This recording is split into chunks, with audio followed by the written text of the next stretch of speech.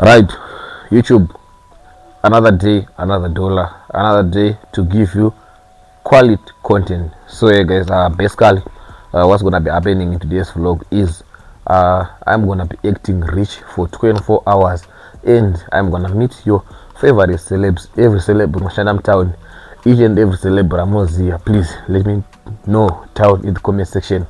So for now my celebs and those here kana my celebs atakakonsekwana I know Rainesu, I've never met them before, not because I don't like them, I love them, but the reason why I never met them before is because I feel like being a single porero, loitering around couples and people that are doing couples content is just something which is crazy, you understand? But yeah, today I've decided to go and visit them kushop kwavo. Let's just hope kuti ndosvika variko kana ndosvika kune mumwe wavo anenge ariko, because yeah, I really want to see them. And also I'm gonna be visiting Magic Wacho, you know, new Stoko. Let's just hope I will see him, and also I will get there ndoshika kushop wacho na ariko. So yeah guys, that's all gonna be happening in today's vlog. Maybe I'm gonna link up also need this other content creator Scott 5 network, and maybe tingaget chifambizana tichifamba titeze. So basically what's gonna be happening in today's vlog is I'm gonna be acting rich, so I'm gonna try maybe a new restaurant Nyana, one of the most expensive restaurants or one of the most rated restaurants, not the other one. And I try that one was junk. I'm gonna try something different today, and also I wanna send my passport to Roadport, because the last time I got to jump border and I couldn't manage to get a passport yangu. Because in this so I'm going to Roadport to send it my bus, and then after sending it which means there's more vacations to come, there's more. Ish guys, I'm tired of catching feelings. I think now it's high time I should catch flights. You understand? Now I'm saying tired of catching feelings, baby. You understand? So yeah, basically that's all gonna be happening in today's vlog. And make sure to stay tuned, you watch the video to the end, you like, comment, share, and subscribe to my YouTube channel for more and more content. I'm not gonna waste my time showing you bedding my bed, sweeping the house and stuff. I know, or I'm sure you know about that, and you know that content every day, you know, buy content here. So yeah, without any further ado, let's get into it. So guys, as you can see, this is the OTD of today. I think Nanyira Chiniri. But anyways, Sandu Funga Futika is to go and support Rhinos and buy maybe 2 or 3 jeans or buttons from them. So guys, I think I have to match it with this one. Wow, what do you think? Or this one? But I think, let me see. Which one do you think, guys? Tell me in the comment section. Do you think these tees oh yo amana madi so now I'm on my way to town, and as I promised you guys, I wanna go and visit Rainesu, Magic Wacho, and some celebs. I'm gonna be acting rich for 24 hours. So guys, I'm late now. Let me rush. Just let us and my phone is out. Let me put it in my charger, and then I'll catch you in the short town. Let's go.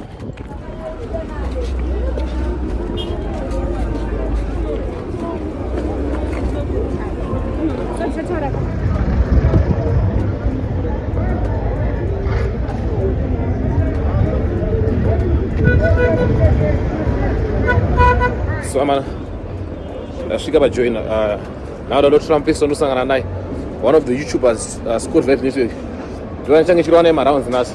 And then after that, do I end up Roadport? Kuno see a passport yangu. After doing that, it's safe. So make sure you stay tuned. You watch to the end, you like, comment, share, and subscribe. Let's go. So man, as you can see, it's Scott 5 network. Hey, my best YouTuber. Come on, Makuwa. Only. I did do that so. Ngomana wana ni Makuwa. But it's good. So about stay tuned. We'll see you. Makuwa. Makuwa tu egeri nyayani ya tight right eka kunyanya ya tight ya ndo eta kulinga right nasa sasa kulinga hapo wakusangana ile zama right but about no passport unozoshi Roadport, and then after that takurwa chiround round don't na Rhinos nana magic nana tono wakushanyira business. So let's go. So guys, Tam Eastgate Market, as you can see. I'm sure that's the same market also in Roshada right in Amis, but yeah, I think it across the road. So let's see to know 1 hour in the market here. But for now, to follow Tangada Furaku road boat first, and then after road boat, we'll have to go to Raines, then magic, and then we'll see what can we do next. So yeah, guys, Panaba Panfungiza, Maswana Dream Board of Chonja High School. Pinababu and the Suru. Nobody could run on the Jimure or Mchoko. Nobody could run on Choko Banana 40 Banana. Must pass the Banana, yeah? Let's go, but they're going to kill them Choko, they're going to connect. But they're going to go Salamambi or Saint Away. My bus is a Sara. I was a Sara, what I but anyways, guys, I'll just come a road with the Passera. You understand? A road with Passera. So, yeah. Go at Zanga and Koma Gina Marina. I had to see this with Arugo. Gina Marina. Mamoni the Gina Marina. Agapenga. Agambangoma Ronzi Nengo. Gina Marina, Takaburu Makina, Jindakaona Sarafina, Takajga Penja, Tina Pananina, Ranaki Roman, Tauna Gina. So, guys, Tashika Road Potu. The good thing I'm to go. Tashika Mono.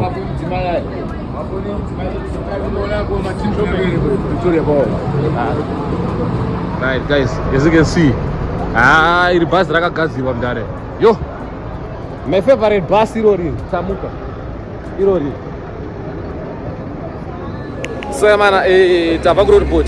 That's your passport. Passport, no Gazi. So, now, much Tagona rain in Addis. You understand? Now, Tagona rain. I pass a sapo. You don't know how handy. Why is it? You do not know what's a war. You think I we'll show you guys. Maybe you're not gonna Ryan shit or any shit. I maybe the Ryan shit, right? There's no ways for street. You want to pass. Maybe you don't watch. You want to get it. So, hey guys, let's go and check with what's happening, what's popping. You understand? Let's go, let's get it. So, guys, ndoba no shanda Ryan Anisa. And see, I'm Siru Panyangora info one, but Vanos marketers, Vanos advertise. I don't mind you going. So, guys, if I'm not going to still disclose information, but I'm sure Vanos marketers, they have my social power for Eastgate. So, and this is the angle to shop number. And also, the imum katimum. So, yeah, let's go and check with no one. So, no, actually, I have to go to no one's going to ride watch. As well, the shop number. Yeah, let's go. Imum. Baba. Stay tuned. Yes. Tumesha madimo matena. Kutena right. Yeah, mbona unakwenda mpakati hapo? Pakati pipeline ni pakati. Kama sio kama deal kwa kona kwa. Wale ninge D14. Yeah, D14. Ninge pakona. Pakona. Wale meda basi. Echine bana. So guys, wasinzwira. Anzi tifambe kuno. Kuma D anzi rimeche pakona. Okay. So yeah, let's go and see what's moving. So guys, unfortunately, right now Shinanga Sipo and Nasara nobody got to magic to cross it up. I get to meet Nonoga. So guys, unfortunately, Sanoga go to say Moana right now. So as an Asana of us, I made magic no more a new stock. In I don't think and I don't think I'm a silk supporter. But Zaramba. Nice. Zaramba. I don't think I'm a trouser on my boat. When the Yana Jin Ranguno. But after Ramona, maybe I will see him next time. So now let's go and check with a new stock. I mean, no put the new stock on a single tour. But yeah, let's go. Yes, Tashigaba execute. Tomorrow, let me see what I'm on a new stock or I'm on. One at pairing. That's 40. 80. 40. 40 size. Amana, unfortunately, new stock watch on app. As you can see, XQ up here, XQ sneakers. tashare news toko wacho pakashata mana macelebs achina aswani kana magic tamshaya rainesi tamshaya tangosangana magimi amarina chere tera sei maybe no celebrate komsuto tukatazoti mana taitero kana nemamwana tombopinda wese mune mabranda basa takawanda mabranda maseda abarike tungosiyana nawo these guys macelebs asikubatika nasi nzara ere mudara padawo tiboro toita kupi chera amanake timboona toita zvechikafu chekupi but amacelebs asikubatika ari kupisa mwana wako achikudza kuti ndikuburuka muindrive baba achiburuka kemuraptor yeah komana yeah aiburuka muraptor mwana indrive baby ezamanake timboroti tobayiresiwe ndimbonotoudina maiziva because gumba racho ndisatobaya kuba okay, toita sei anyways tinokupa updates so guys that's the restaurant that we're going Barcelos. I once tried to join a seat, but I was not vlogging though. So yeah, let's see what's popping. So guys, that's the menu. I don't know what I'm gonna try first. I think I'm going for this one. Then bacon and fries. I love bacon and fries today.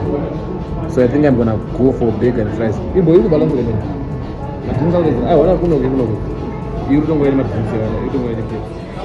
So guys, just ordered the order. So yeah, we're waiting for the order. So yes guys, this is the food. Looks nice though.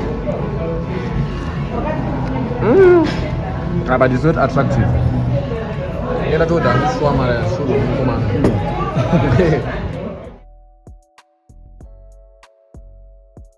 So guys, what a glass of soya. Oh yo. I forgot about what square, but that's soya. At least, but it's not. It looks better though. So yeah. Guys, this is a few moments later. Tapedza kudya panapa. Zvipanapa zvavharwa. Mabata. So yeah. Stay tuned. Right. The way I'm holding my phone like this, the phone like this. You see, the way I'm holding my phone is landscape, right? Let me show you the way you're vlogging. You should vlog this way, like the way I tell you. Put it the way all with my vlogs are going. So guys, it's another day, another dollar. Episode 2 of trying acting rich. You understand? So unfortunately, there's no vlog. The said a poop, the said a short, and we can't post it like that. So I decided to go. I tried to order food, guys. Zimbabwe, you can't even order food. Or kutu deliver chikafu pateni kana usagara mudhuze nemutown ndiwe delivery yachona ishande. So yeah, I had to go kuma shops ndingonogoshandeka because I was craving for ribs or something like smoked sausage or some nyama chikafu ngori nenyama chete. So I was like, let me just go ndeka kumabhawa padhuze and then yeah ndogoshandeka. So yeah, it's another day of acting rich, though I'm not. So stay tuned, let's go and see what we can buy. Maybe when I buy some sausage nyana nikabhiya nyana, you understand, just to enjoy it, cool down amazing. So we don't know masana jana does anofamba sei baba. So make sure stay tuned, you watch the video to the end. Guys, do it. So you watch the video to the end, you like, comment, share and subscribe. So let's go to riska ka $4 get my sausage my greens acho my salads ke kwa comic here amazing. So yeah, let's go. Chakalaka do you need to go chani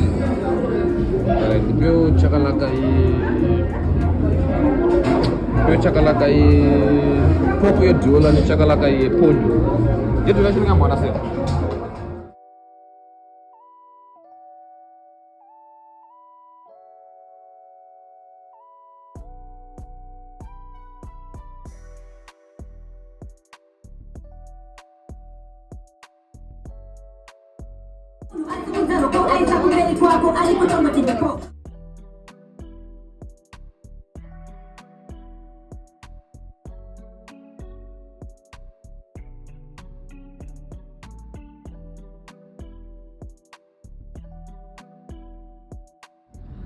So guys, I decided to buy some beers. Ndekudzikisira nyama. Zvinofamba sei munhu wakamwa doro. Ningwanzwa ngodya nyama ningwanzodomwa doro. So yeah, ndangotsvaka masimbilas because and nyayo farobi and ndinongorimwo because kungomwe yangu dzikisira but asi kune mapiyasi like ndokani bro mukuterera bhola paredzi here mdara ngembokanda ndamutenga madiki ngembokanda mufiriji ndakatandara zvangu au zviri postori ke zviro kuda wande zviri postori ke ngeni boisa wanu mchiro wa wanda kakula ngpa napo wise plus tuma lighters tuma lighters tuma non alcoholic good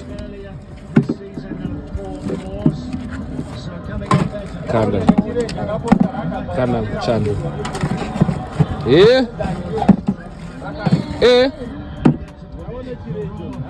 chireje diani so yeah.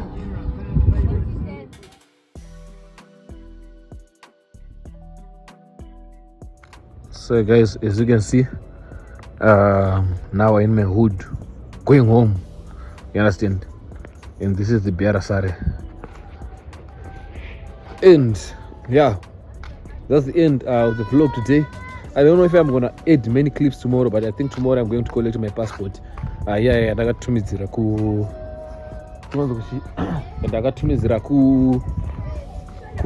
South Africa not out, you understand? So yeah, make sure you stay tuned. While the video end, like, comment, share, and subscribe to the channel for more and more content. You understand? And yeah, I'm gonna drink this one later. Anyways, let's go. Hey man, it's another day, another Zola. As you can see, it's still in the morning and we're still chilling. It's another day, third day of acting rich, Sarah X rich. Yo guys, I don't even know if the rich life is reaching, but yeah, today we're gonna go back to town and collect my passport, and then a bang is coming, baby. A banger, you know, we can't just get this passport from Mahara. Maybe bro to maybe to quit a basket or Malawi to Botswana. You understand? So guys, that's all gonna be happening today's vlog. We're going back to town, and then maybe tingango gonongo shika neko village or kufambirana neku one of the places. Today I wanted to go back to check my celebs here, but I don't have the energy. I feel like I'm kidding, I'm not a celeb. Anyways, guys, today we're gonna go back to the road boat and see what's popping. And then after collecting my passport, and then maybe we can just have maybe young outing yana. We don't know where, but shungu zagono boshka village. I don't know what else, but yeah, stay tuned and prepare. Let me just quickly bath. Of course, I can't show you bathing. I will just show you Kanda Kwenderase, showing you OTD or OTD and stuff. So yeah. So yeah man, unfortunately I don't know vlog right, but at a downtown man, as you can see. So now I don't know about the passport, and then I want to access Humbata. Then we try to go to village. I think I should have carried Marega one, and I would have $20. It doesn't remember Panoda Uber and the food and stuff. But let's see what because I think this was gonna be enough for everything. I see. Was going to be with $35 and 50. You are talking about 10 so yeah, let's go and see what's going on. Are we diaspora? I'm just here town. Check it. I'm just here. Yeah. But ZBB and you using your Copacabana. So guys, we just go to see the road port. As you can see, let's get inside and see if we can see the men. The passport was not better say. About the phone gonna online as about ticket. Upon go to no what book on a ticket. Man, I want to pizza please. So guys, we out here. Road port patch and then the guy was an apple. In ring with bus, so I got serious. So maybe I'll buy a little later at the time. I mean, can check on my office. So as you can see, road port Bandira seems like one or going up with though. Mazimba Muruti Zego Muno Zimbabwe. I want Murugo and Akunze. Yo, we just pata Chigotambro South Africa. Anyways, as you can see, and Utamukara Chonero, but I still run through the road. Randukuda maybe rupina time askati aba mnashona askubatika siri kwera man aba manana driver mkati. But anyways, we don't know no pera. So guys, as you can see, dilipa office tamgero mashire kwangu. Mdarashana zato papana apa manje so hanzi akasvika panapa nhasi bhazi racho. So hanzi member atoenda kugaraji nebhazi kuNorton ende asungabatika akadzima foni mugaraji pakashata. Anyways, let me see what I can do and I'll keep on trying to contact him. So yeah, my dear man, now I just requested an Uber. I wanna try Roko Mamas. I wanna go to Roko Mamas. I lastly ate Roko Mamas grilled Joza and I used to like it to that. So let's check and see what's popping under it. Please watch the ads because the money is so good again. And yeah, let's go. So, as you can see, do bandira bana. And I requested in driver. Not here, I rushed the boss. From up driver, Charles, the road to Gara. Anyways, let's see what is my better say. Yeah. Marijo Wanapanda kufunza na ndikatomira apa baba. Saka ishi ndinoboziye maswizi ase mari. Kweli. Bolado une change 10 ngabuzi ndo 10 mari. Kachinga kachina banonza la challenge ze change baba. Chama no 10 mali. Le 10 mari logara tsvakwa sata ba. Last week ndopinda change manje. Last time ndakazosiya change yangu face manje ndandipa kumhanya saka ishi. Wazongosiya change. Arazongesiya. Guys, face anotsvaka change. Vanhu endrive vada kunyudza machenje vanhu ndagara ndamuzoshanda change because singarosiya pedza nekusiya machenje ndimomo apa panapa ndine 200 rands mero ndichinja kupi ndanikweda simbokichinja pesa enda ndatomutamidza mufese pamwe kuda kuti ndichinja anyways pakashata let's just hope that you get the change tapaka panapa opposite pajoina mawani let's just hope change chinenowandi apa siya akafoni kake muno wakaona ndakanhonga ndabaya ongobaya kenga 10 mari kacho aminoti anya transfer zvakaita sei but anyways atiite izvozvo kuruno zvinopera sei zvinobalansa sei ko station.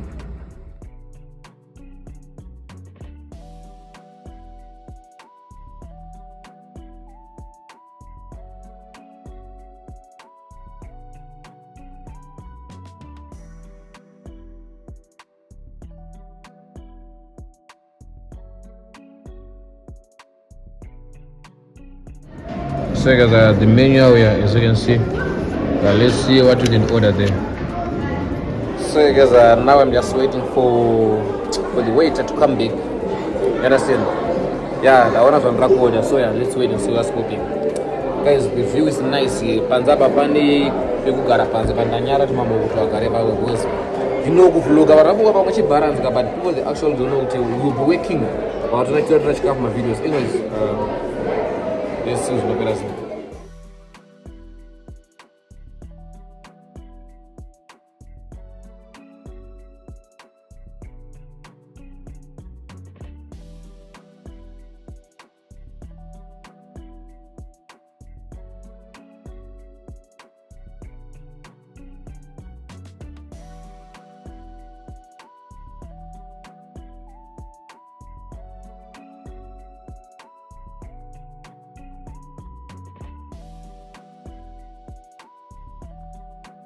So guys, as you can see, now we're done eating and we're just waiting for the waiter to pay the bill. So make sure you stay tuned. You watch the vlog till the end. Now I don't get kumba because I share my passport. I don't do more and I don't sponsor the patients. So yeah, let's see what's going. Thank you.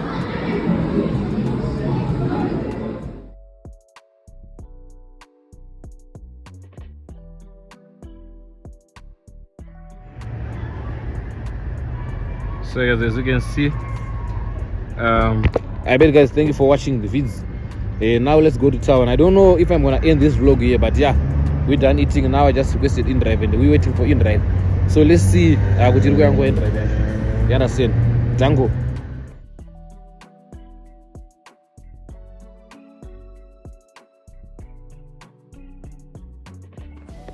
So man, as you get to the as you can see, what to do now? I think you see there. And I think now it's day 3 of trying to act rich. But how can I act rich when I'm not rich? Anyways, if you've watched the vlog to the end or to this far, I rewind, man. Thank you for watching. Don't forget to like, to comment, to share, and to subscribe to my YT for more and more content, baby. Guys, now as I'm speaking, and now I'm going to my mom's place and see what's popping. passport yangu, I have to go mangwana to take it road board, you understand? So yeah, we'll keep on giving you more. So I beg you guys, thank you for watching the vlog today, and make sure you like, comment, share and subscribe to the channel for more and more content. Understand? Road to 11k. Peace out. Tango.